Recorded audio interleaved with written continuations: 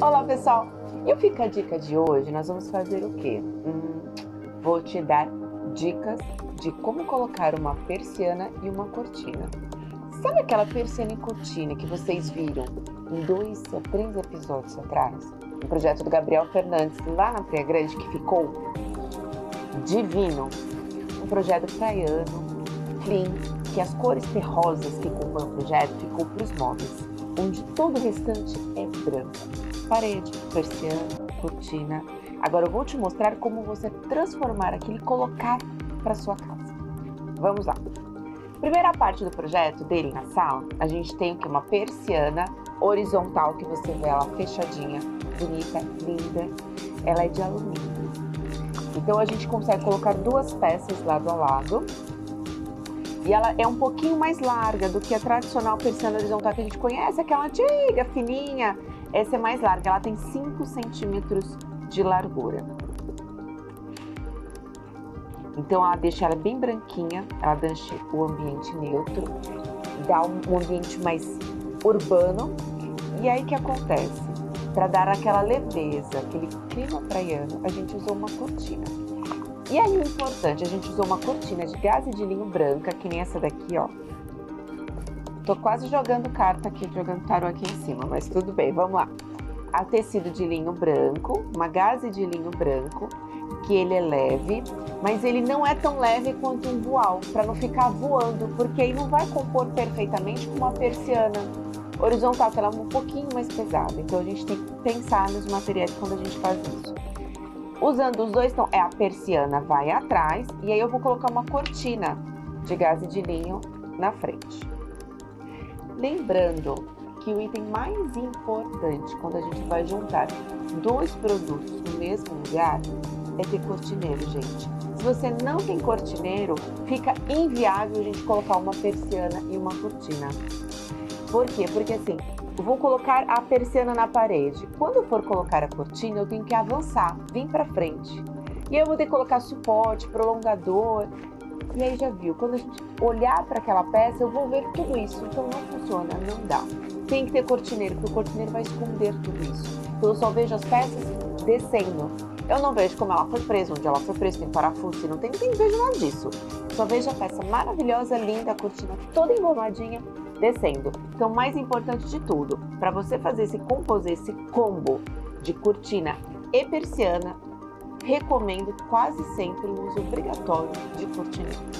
E aí o cortineiro tem uns detalhezinhos que você precisa pensar. Por exemplo, a largura do cortineiro tem que ser um cortineiro de pelo menos 20 centímetros de largura. É isso mesmo, pode achar que é muito, mas não é. Por quê? Eu deixo 10 para colocar uma persiana, aí eu tenho um espacinho, mais 10 centímetros para colocar a cortina. Para as duas poderem andar perfeitamente, para quando imagina, eu mexo na persiana, eu tô subindo o tecido da cortina, tá engomando, tá engruvinhando tudo lá em cima. Eu vou andar com a cortina, abrir e fechar, eu começo a travar na persiana, ela vai desfiar o tecido, só vai acontecer coisa errada. Então assim, importante, cortineiro 20 centímetros de largura. E outro detalhe também, a gente precisa ter profundidade no cortineiro. Por quê? Para quando você está olhando para sua peça linda exposta e olhar para cima, você não vai ver diretamente o teto. Ele vai esconder um pouquinho. Então, quanto mais profundo for o seu cortineiro, melhor. Pelo menos 15 centímetros. Então, a gente precisa ter um cortineiro de 20 de largura, 15 centímetros de comprimento para poder juntar essas peças. Se você não tem isso na sua casa, aí você tem que escolher. Ou você vai colocar uma cortina, ou você vai colocar uma persiana. As duas juntas precisam ter 20 centímetros.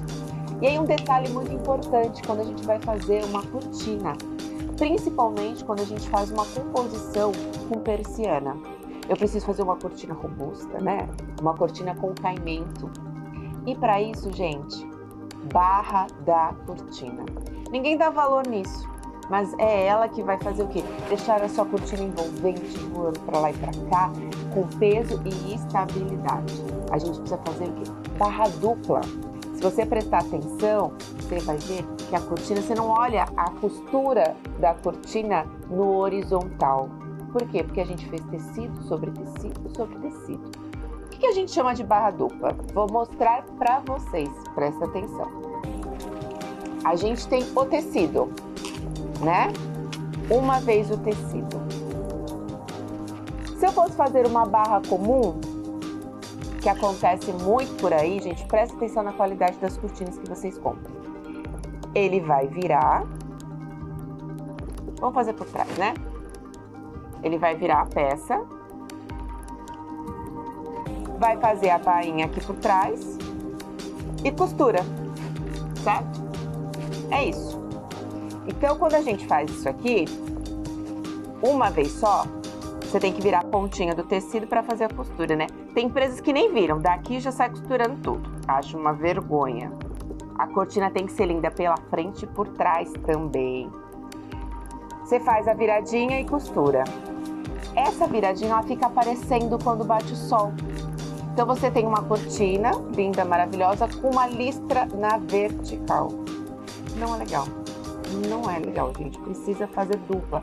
E aí, o que acontece? Ela não tem peso. Então, é uma cortina que fica, parece um bolo. Sabe quando ela fica pra frente, meio paradinha assim? Ela não tem movimento. Quando a gente faz barra dupla, o que seria? Eu venho com a cortina, faço uma virada, continuo na mesma quantidade de tecido, na mesma altura, eu viro de novo. E aí sim, eu vou costurar aqui. Então, você percebe que você não vê costura, você não vê final de tecido, porque fica tudo perfeito, eu só vou bater a costura aqui. Então, quando eu olho a cortina do lado oposto, vamos lá, bagunça aqui na mesa, olha só. O que acontece? Você vê tudo direitinho. Aqui vai estar a costura por trás, e você não percebe nenhuma linha na vertical, nenhuma linha pegando, não vê uma costura, e isso aqui fica pesado, isso aqui dá peso, porque eu tenho a cortina toda leve descendo e uma barra mais pesada que vai dar movimento para ela. Isso é de extrema importância, gente. Vou mostrar para vocês um takezinho de uma cortina pronta de barra dupla. Aqui nessa cortina pronta, nós fizemos propositalmente dois tipos de barra. Uma barra simples e uma barra dupla para você perceber a diferença. Aqui nós temos uma barra simples. Eu só virei o tecido e fiz a costura por trás. Bonitinha, né? Porque a gente é caprichoso, tá? Então assim, a costura toda por trás, uma virada só de tecido. Uma. Olha como você percebe a linha na vertical. Ela faz sombra, porque eu tenho que dobrar a pontinha dela para fazer a costura. E isso deixa a cortina não tão leve, ela fica meio durinha. Ela não consegue fazer as voltas do pé. Agora olha essa aqui, mais leve, cheio de voltas. Ela é o quê? Uma cortina com barra dupla. Então, olha o acabamento dela atrás, igual ao da frente.